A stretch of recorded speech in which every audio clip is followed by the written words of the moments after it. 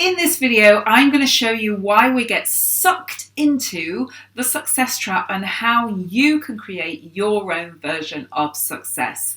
Welcome to the channel. My name is Jane Foray, career coach for frustrated professionals who are ready to take the next step up in their career. If you've just arrived here, then don't forget to subscribe and hit that notification bell. So from an early age, we get sucked into what society sometimes calls the success trap.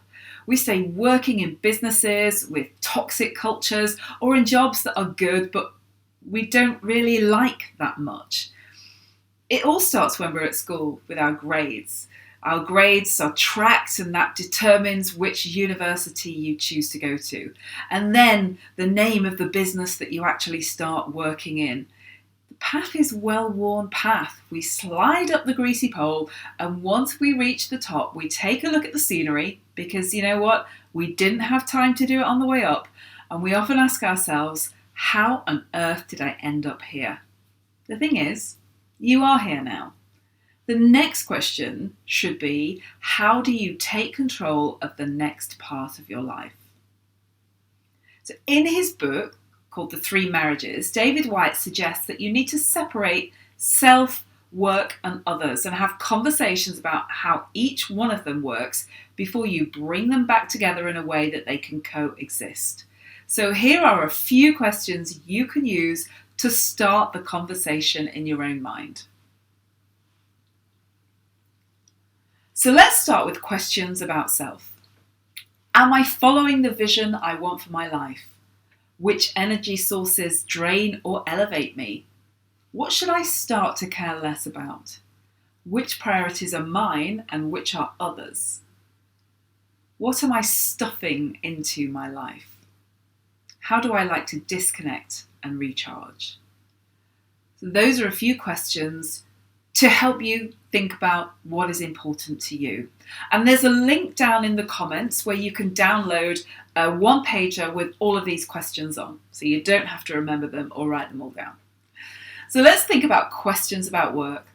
How can I work smarter, not harder? Do I ask for help or delegate work?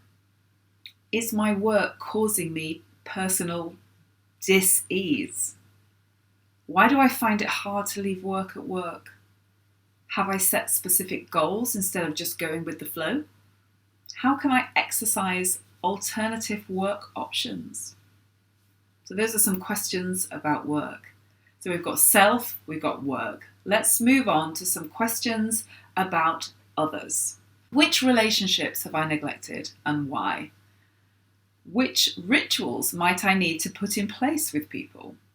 What conversations do I need to have to establish boundaries? How can I stop being resentful about other people's choices? Where can I be of service or do good for others? Am I making enough time for tech-free relationship development? And I like to add in one last section of questions, which is about your home life. So can I have peace?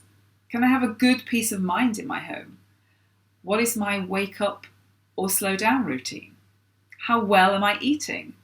Can I streamline my food decisions?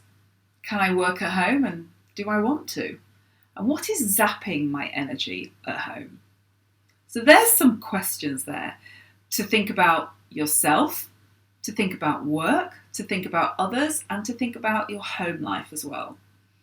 So you might be saying, okay, that's great, Jane. So what next? So what I'd advise you to do is take a look at your answers.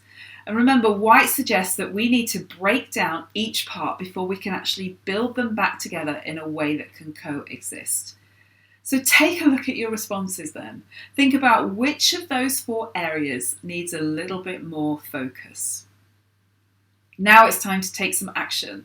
So take the time to plan out your week and make time for each of those 4 elements. At the end of the week, monitor how well you stuck to each of your commitments. And just remember that this is an ongoing process. It should adapt and flex with you as your situation changes and you start to create some more balance. The brilliant thing about this process is there is not a right or wrong answer. You don't have to share your answers with anyone else, unless, of course, you choose to. You get to create your version of success, one that is unique to you and nobody else. So in summary then, take a piece of paper, answer the questions under the 4 headings: self, work, others and home. And remember, there's a link to a free download in the comments below. When you review your answers, try and understand which of those 4 areas needs a bit more focus.